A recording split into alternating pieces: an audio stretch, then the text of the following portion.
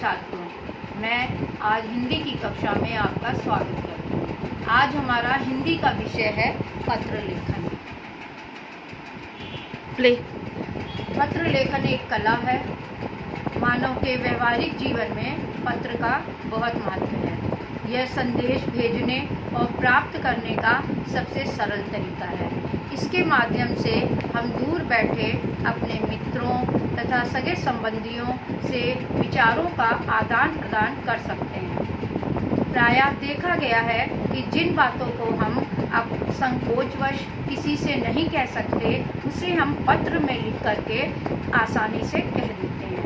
हमें प्रतिदिन बहुत से व्यक्तियों, संबंधियों, कार्यालयों से संपर्क रखना पड़ता है और मनुष्य के लिए यह संभव नहीं है कि वह हर एक स्थान पर व्यक्तिगत रूप से जाकर उपस्थित हो।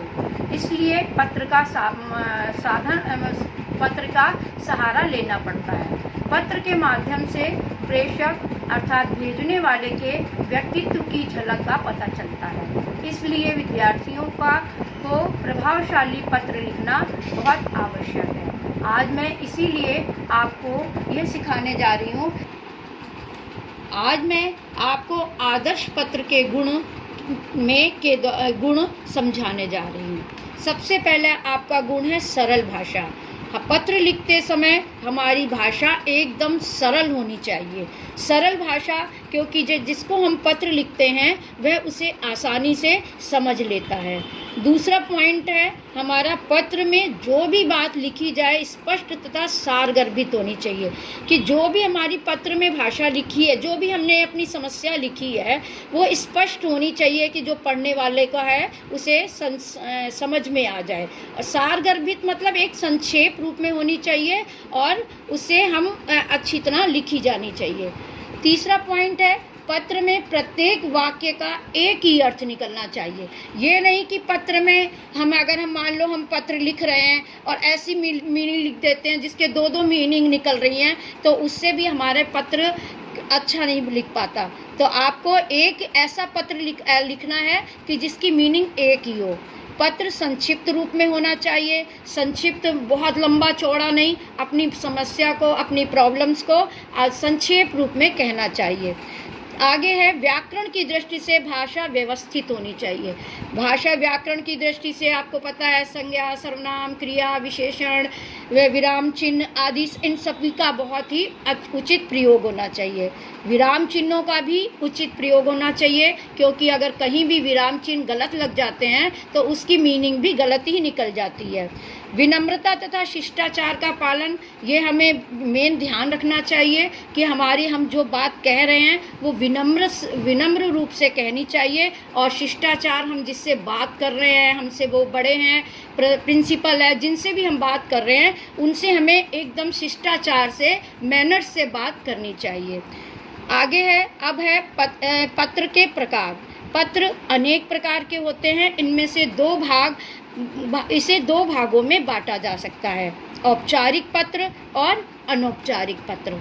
औपचारिक पत्र, सबसे पहले औपचारिक पत्र, औपचारिक पत्र जिन लोगों से हमारा व्यक्तिगत संबंध होता है, उन्हें हम लिखे गए जो पत्र होते हैं उसे औपचारिक। जिन लोगों से हमारा व्यक्तिगत संबंध नहीं होता, उन्हें लिखे गए पत्र औपचारिक पत्र कहलाते हैं। जैसे प्रार्थना पत्र, कार्यालयों, संपादकों, विभागों, व्यापारियों को लिखे गए पत्र जो होते हैं वो औपचारिक पत्र कहलाते हैं। दूसरा है अनौपचारिक पत्र। जिन लोगों से हमारा व्यक्तिगत संबंध होता है, उन्हें लिखे जाने वाले पत्र को अनौपचारिक पत्र कहते हैं। इसमें औपचारिकता का कोई महत्व नहीं होता।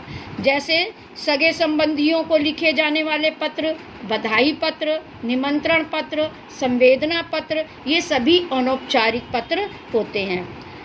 पत्र के अंग, अब मैं आपको पहले तो ये बताया है कि पत्र के कौन कौन से गुण होते हैं। गुण मतलब एक अच्छे पत्र लिखने के लिए हमें किस किस का पालन करना चाहिए।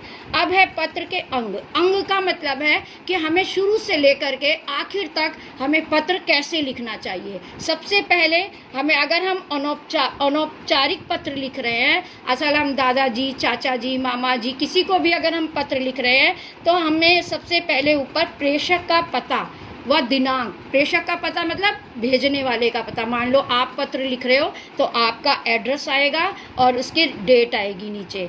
और दूसरे सबसे ऊपर औपचारिक पत्र अगर आप लिख रहे हैं तो सबसे ऊपर पद, नाम, उसमें कार्यालय का नाम, स्थान, जिला, पिन कोड आदि लिखना चाहिए। जैसे आप मान लो दिल्ली जल बोर्ड के बारे में लिख रहे हो तो आपको सबसे ऊपर लिखना है अध्यक्ष महोदय, उसके बाद दिल्ली जल बोर्ड, उसके बाद अपने उनका उसका कार्यालय का नाम, स्थान, जिला, पिन कोड आदि आपको लिखना है। इसके बाद आपका विषय संकेत, सब उसके नीचे आप डालोगे कौन विषय आपका क्या है, मतलब आप किस पर्पस से आप ये पत्र लिख रहे हैं, उसके बारे में आपको वर्णन करना है। दूसरा है संबोधन। संबोधन आपको पता है कि जिसको आप पत्र लिख रहे हो उनके लिए, सबके लिए अलग अलग संबोधन होते हैं। मान लिए संबंध सूचक शब्दों का प्रयोग करना चाहिए। और जैसे मान लिया आप अपने से छोटे को पत्र लिख रहे हो तो आप प्रिय शब्द का प्रयोग करोगे। आप अपने बड़े दादाजी, मामा जी, चाचा जी किसी को लिख रहे हैं तो पूजनीय शब्द का प्रयोग करोगे। अगर मान्यवर अगर आप मान लो जिला अधिकारी या कि जल बोर्ड, दिल्ली जल बोर्ड वगैरह को लिख रहे हो तो मान्यवर आएगा। आप अपने प्रिंसिपल को तो या अपने प्रधानाचार्य को लिख रहे हो तो महोदय, महोदया आदि वर्णों शब्दों का प्रयोग किया जाता है। आगे इसके नीचे है मुख्य भाग। अब मुख्य भाग में इसमें क्या होता है कि संबोधन के बाद पत्र की मूल सामग्री, मतलब आप उसका सारा विवरण दोगे उसके बीच में कि आपको किस समस्या की क्या प्रॉब्लम है, ये आपको लिखना पड़ेगा। और फिर उसके बाद हम आ जाते हैं समापन पर। समापन, पत्र को समाप्त करते समय समापन सूचक शब्दों का प्रयोग करके पत्र समाप्त किया जाता है। जैसे आपका आज्ञाकारी या फिर आपका प्रिय, या मान लिया आप किसी कार्यालय में लिख रहे हैं पत्र तो भवदीय आएगा। और प्रिंसिपल को लिख रहे हैं तो आपका आज्ञाकारी, आपकी आज्ञाकारिणी, इन शब्दों का प्रयोग किया जाता है।